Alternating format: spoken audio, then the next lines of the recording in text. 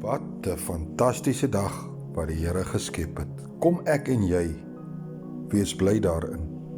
Kom ons loof en prys die Here vir hierdie dag. Baie welkom en hartlik goeiemôre.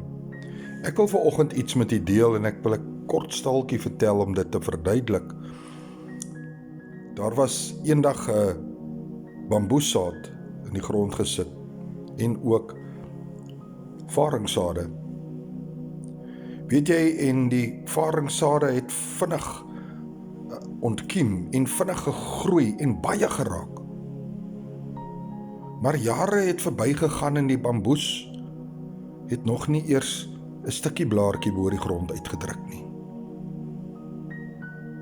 En daar so 5 jaar in die grond toe kom daar so klein groen blaartjie uit, maar as jy kyk na die varing, dan is die varing die hele woudgedeelte vol gegroei. En hierdie bamboes vra die Here, maar hoekom? Hoekom die varing? Hoekom groei die varing so vinnig en dit lyk so mooi en ek is nou maar nie eers net so klein stukkie nie bo die grond nie. Die Here God sê vir die bamboes, kyk mooi, gee net nog 'n bietjie tyd. En kort voor lank, binne 'n jaar, toe groei daai bamboes tot 30 meter hoog, ver bo die varing uit. Wat is die les vir u en vir my vanoggend? Ek wil begin met die skrif van 1 Korintiërs 10, vers 13, wat sê, geen versoeking het julle aangegryp, behalwe 'n menslike nie.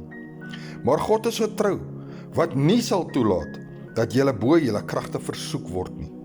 Maar hy sal saam met die versoeking ook die uitkoms gee, sodat julle dit kan verdra.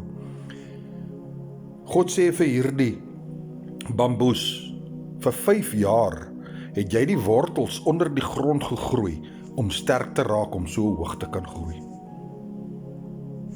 Is dit nie dalk wat u ook vandag doen nie? U kyk na mense om u, almal floreer, dit gaan goed met hulle, hulle gaan net absoluut vooruit, en dit voel of jy nog steeds onder die grond is.